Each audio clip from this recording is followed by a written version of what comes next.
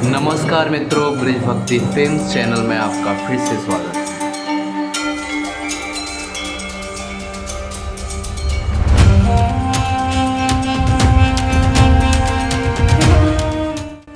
आज की हमारी यात्रा खजुराहो के मंदिरों की रहेगी।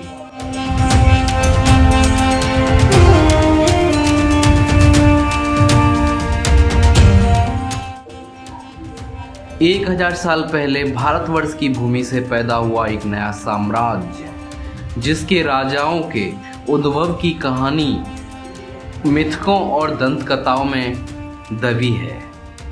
कभी हमारी दुनिया में हेमवंती नाम की एक रूप सी रहती थी, एक ऐसी सुंदरी कि देवलोक भी उस पर मोहित था। और एक रात तो स्वयं चंद्रदेव उसके रूप से आकर्षित होकर पृथ्वी पर उतर आए।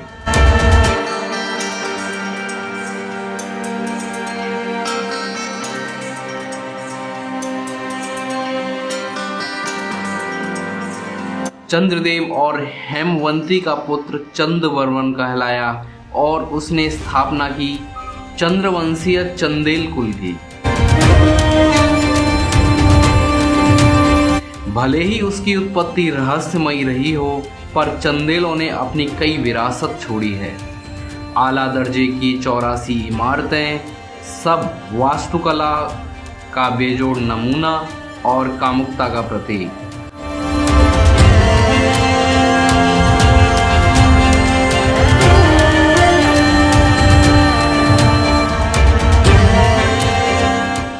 500 सालों के बाद चंदेलों का वंश खत्म हो गया।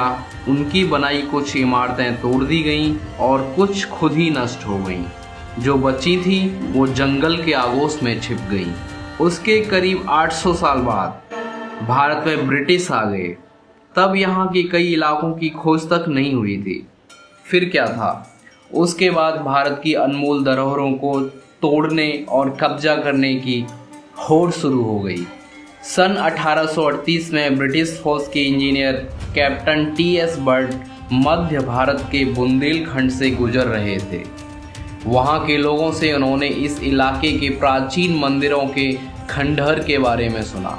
Captain T.S.. बर्ड की उत्सुकता बढ़ी और वो सब कुछ छोड़ के जंगल के अंदर मंदिर की तलाश में लग गए और वो जंगल के अंदर तक जा पहुँचे। टी.एस. बर्ड ने खजुराहो को ढूंढ निकाला और दुनिया भर में इतने बड़े ज़्यादा मंदिरों का प्रांगण बहुत ही कम है। यह खोज ज़बरदस्त थी।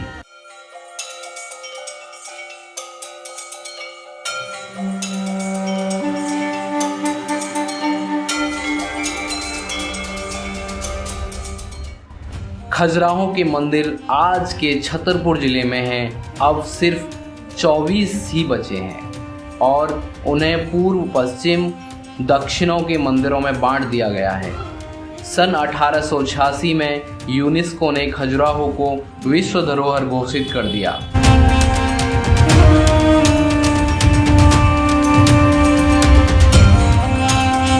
पश्चिम के मंदिरों का समूह सबसे ज़्यादा मशहूर है।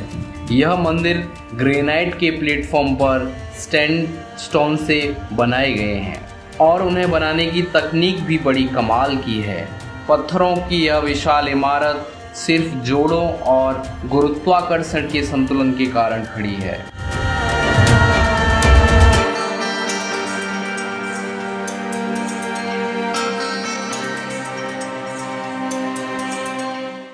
खजुराहो का इतिहास लगभग 1000 साल पुराना है। 1950 से 1050 ईस्वी में निर्मित अपने क्षेत्र में खजुराहो की सबसे पुरानी ज्ञात शक्ति वत्स थी। यह विशेष रूप से गुप्त काल के दौरान था। इस क्षेत्र में वास्तुकला और कला का विकास हुआ। हालांकि उनके उत्तराधिकारियों ने कलात्मक परंपरा जारी रखी। यह शहर चंदेल साम्राज्य की प्रथम राजधानी था। चंदेल वंश और खजुराहो के संस्थापक चंद्रवर्मन थे। चंद्रवर्मन मध्यकाल में बुंदेलखंड में शासन करने वाले राजा थे। वे अपने आप को चंद्रवंशी मानते थे। चंदेल राजाओं ने 10वीं से 12वीं शताब्दी तक मध्यकाल में शासन किया। खजुराहो के मंदिरों का निर्माण 950 ईस्वी से 1050 ईस्वी के बीच इन्हीं चंदेल राजाओं द्वारा किया गया। मंदिरों के निर्माण के बाद चंदेलों ने अपनी राजधानी महोबा स्थानांतरित कर दी, लेकिन इसके बाद भी खजुराहो का महत्व बना रहा। मध्यकाल के विश्व प्रसिद्ध दरबारी कवि चंद ने पृथ्वीराज रासो के महोबा खंड में चंदेल की उत्पत्ति का वर्णन किया है। उन्होंने लिखा है कि काशी के राज पंडित की पुत्री हेमवती अपूर्व सौंदर्य की स्वामिनी थी। एक दिन वह गर्मियों की रात में कमल पुष्पों से भरे हुए तालाब में स्नान कर रही थी। उसकी सुंदरता देखकर भगवान चंद्र उस पर मोहित हो गए। वे मानव रूप धारण कर पृथ्वी पर आ गए और हेमवती का हरण कर लिया। दुर्भाग्य से हेमवती विधवा थी, वह एक बच्चे की माँ थी। उन्होंने चंद्रदेव पर अपना जीवन नष्ट करने और चरित्र हनन करने का आरोप लगाया। अपनी गलती के पश्चाताप के लिए चंद्रदेव ने हेमवती को वचन दिया कि वह एक वीर पुत्र की माँ बनेगी। चंद्रदेव ने कहा कि वह अपने पुत्र को खजूरपुरा ले जाए। उन्होंने कहा कि वह एक महान राजा बनेगा। राजा बनने पर वह बाग और झीलों से घिरे हुए अनेक मंदिरों का निर्माण कराएगा। चंद्रदेव ने हेमवती से कहा कि राजा बनने पर तुम्हारा पुत्र एक विशाल यज्ञ आयोजन करेगा, जिससे तुम्हारे सारे पाप धुल जाएंगे। चंद्रदेव के निर्देशों का पालन कर हेमवती ने पुत्र को जन्म देने के लिए अपना घर छोड़ दिया और एक छोटे से गांव में पुत्र को जन्म दिया। हेमवती का पुत्र चंद्रवर्मन अपने पिता के समान तेजस्वी, बहादुर और शक्तिशाली था। 16 साल की उम्र में वह बिना हथियार के शेर या बाघ को मार सकता था। पुत्र की असाधारण वीरता को देखकर हेमवती ने चंद्रदेव की आराधना की, जिन्होंने चंद्रवर्मन को पारस पत्थर भेंट किया और खजुराहो का राजा बनाया। पारस पत्थर से लोहे को सोने में बदला जा सकता था। चंद्रवर्मन ने लगातार कई युद्धों में शानदार विजय प्राप्त की। उसने कालिंजर का विशाल किला बनवाया। मां के कहने पर चंद्रवर्मन ने तालाबों और उद्यानों से आच्छादित खजुराहो में 85 अद्वितीय मंदिरों का निर्माण कराया और एक यज्ञ का आयोजन किया, जिसने हेमवती को पाप मुक्त कर दिया। चंद्रवर्मन और उसके उत्तराधिकारियों ने खजुराहो में अनेक मंदिरों का निर्माण कराया।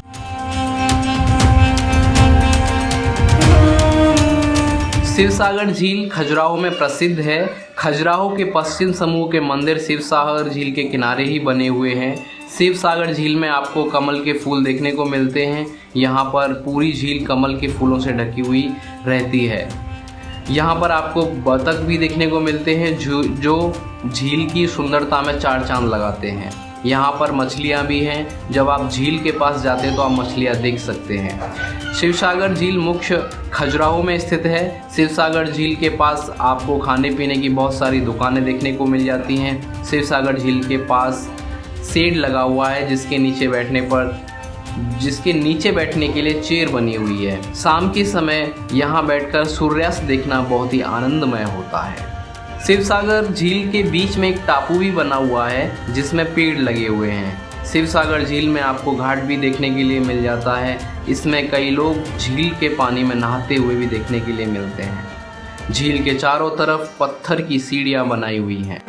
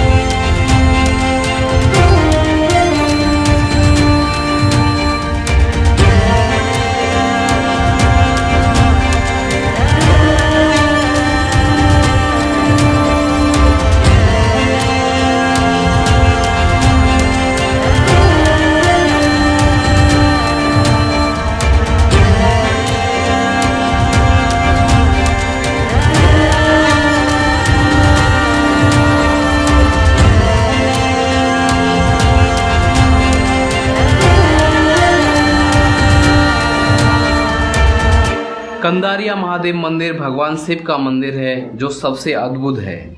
यह सबसे बड़ा है, 109 फीट लंबा और 60 फीट चौड़ा और इसका शिखर 116 फीट ऊंचा है। मंदिर की दीवारों पर हजारों छोटी छोटी मूर्तियां बनी हैं। नर्म स्टोन की वजह से शिल्पकारों को इससे गढ़ने और बड़ी बारीकी से अपनी कला को उकेरने का मौका मिला। इसमें से 90% मूर्तियां प्राचीन भारत के जीवन और पौराणिक घटनाओं पर आधारित हैं, लेकिन बाकी 10% मूर्तियां काफ़ी ज़्यादा मशहूर हैं और उत्तेजक भी। कामसूत्र की विभिन्न मुद्राओं को मंदिर की बाहरी दीवारों पर उकेरा गया है और उन्हें देखकर कोई भी हैरान रह जाता है। 200 साल पहले कैप्टन बर्ड जैसे दीवारों पर बनी कामुक मूर्तियों को देखकर चौंके थे, उसी तरह आज भी यहाँ आने वाले लोग मूर्तियाँ देखकर दंग रह जाते हैं। खजुराहो की कामुक मूर्तियाँ आज भी बहस का मुद्दा हैं, लेकिन सन 1838 में कैप्टन बर्ड इस बात को नहीं समझ पाए थे।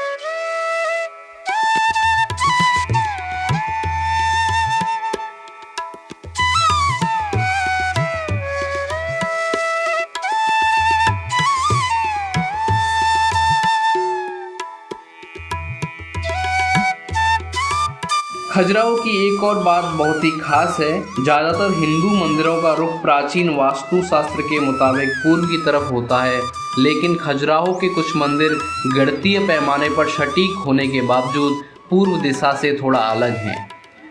कहीं ये कोई चूक तो नहीं थी। एक राय के मुताबिक यह मंदिर खगोलीय रूप से उगते सूरज की सीध में थे, लेकिन ऐसा साल में एक ही दिन होता है। कुछ मंदिर में वह दिन शिव पार्वती के विवाह का दिन यानी महाशिवरात्रि का होता है, जबकि वहीं कई मंदिरों में वह दिन विष्णु भगवान के अवतार श्री कृष्ण भगवान जी से जुड़ी होली मनाई जाती है। वसंत के मौसम में उगते सूरज की किरणें मंदिर के गर्भगृह में पहुंचकर वहीं रखी मूर्ति को प्रकाशित करती है।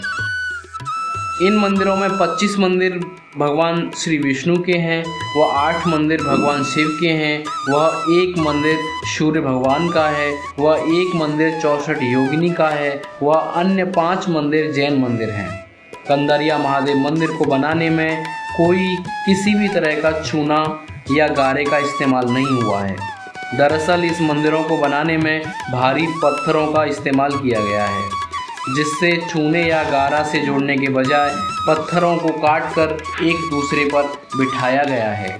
लोगों का मानना है कि इस मंदिर में सिर्फ कामुक मूर्तियां ही पाई जाती हैं, जो सरासर गलत है। सच्चाई यह है कि सिर्फ 10% मूर्तियां ही यहाँ कामुक रूपी हैं, जबकि बाकी 90% मनुष्य के दैनिक जीवन पर आधारित हैं। इनमें किसान, संगीतज्ञ और महिलाओं को दर्शाया गया है। इस मंदिर की छतों पर पाषाणकालीन सुंदर चित्र देखे जा सकते हैं। भारतीय प्राचीन कला का सजीव प्रदर्शन करते इस मंदिर का प्रवेश द्वार कंदरा यानी गुफा के समान प्रतीत होता है। यही कारण है कि इस मंदिर का नाम कंदरिया महादेव मंदिर पड़ा है। कामुक मूर्ति से अलंकृत इस मंदिर के प्रवेश द्वार पर एक भी कामुक मूर्ति देखने को नहीं मिलती है। इसके प्रवेश द्वार की एक खासियत यह भी है कि यह एकल पत्थर से बनी माला से सुसज्जित है। भारत की अति विकसित संस्कृति का उदाहरण पेश करती स्थापत्य की इस कला इन मंदिरों के कारण औचित्य चाहे कुछ भी रहा हो, लेकिन ये तो निश्चित है उस काल की संस्कृति में इस कला का महत्वपूर्ण स्थान था।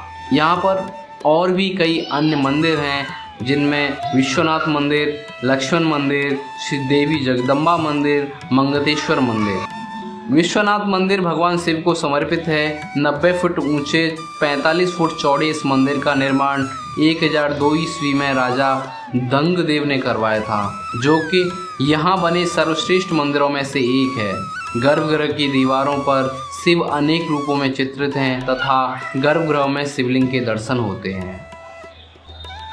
लक्ष्मण मंदिर को 1930 में राजा यशोवर्मन द्वारा बनाया गया था। दुनिया के इस भव्य मंदिर के अंदर लक्ष्मण मंदिर काफ़ी प्रसिद्ध है। इसके रामचंद्र चतुर्भुज मंदिर के नाम से जाना जाता है। यह मंदिर भगवान विष्णु को समर्पित ऐसा मंदिर है कि चंदेल वंश के राजाओं के समय में बनाया गया था।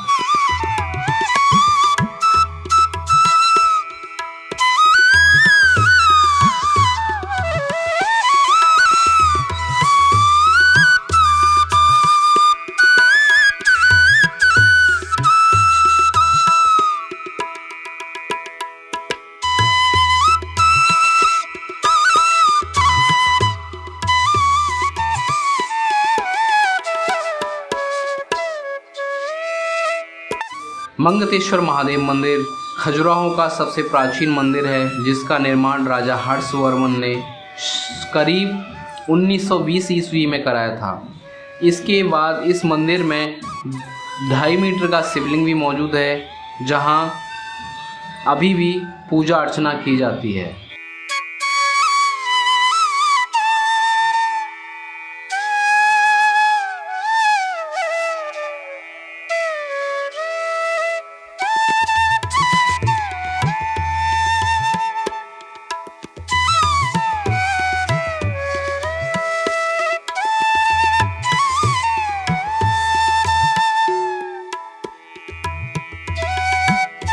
विश्वनाथ मंदिर भगवान शिव को समर्पित है। 90 फुट ऊंचे और 45 फुट चौड़े इस मंदिर का निर्माण 1002 ईस्वी में राजा दंगदेव ने करवाया था, जो कि यहाँ बने सर्वश्रेष्ठ मंदिरों में से एक है। गर्भगृह की दीवारों पर शिव अनेक रूप में चित्रित हैं तथा गर्भगृह में शिवलिंग के दर्शन होते हैं।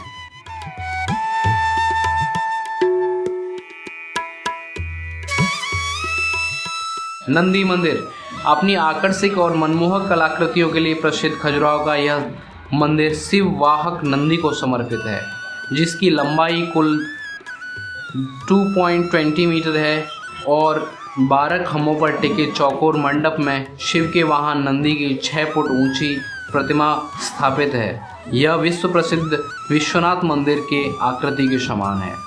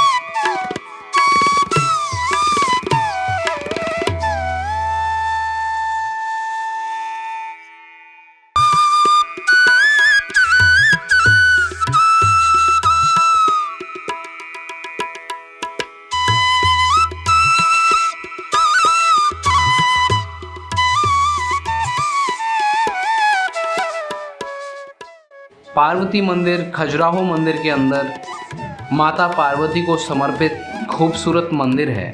यह नवनिर्मित है। दरअसल यह मंदिर खंडित हो चुका था।